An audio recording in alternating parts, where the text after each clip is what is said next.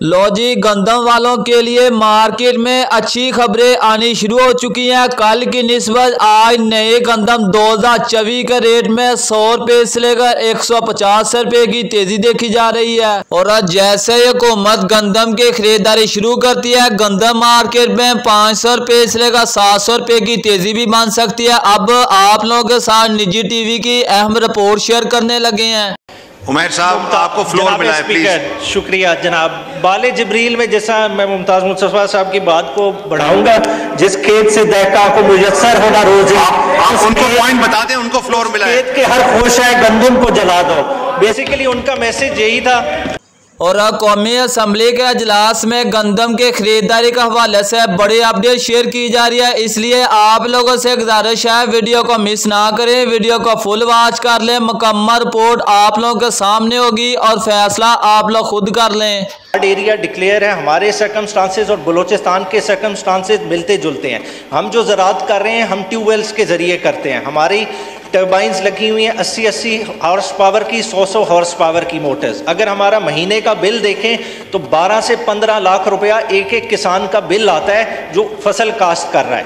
अगर आप थोड़े अदादो शुमार देख लें, अभी इधर जितनी बात की गई उसके अगर थोड़ा सा अगर इन डेप्थ चले जाएंगे, इस सारी साजिश बेनकाब हो जाएगी जो किसान के खिलाफ की गई।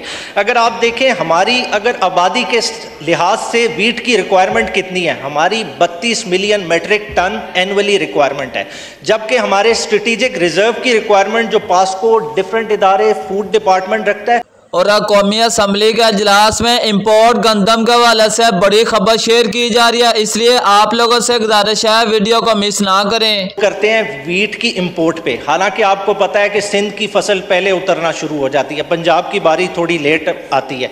अब पंजाब की अब कटाई हो रही है।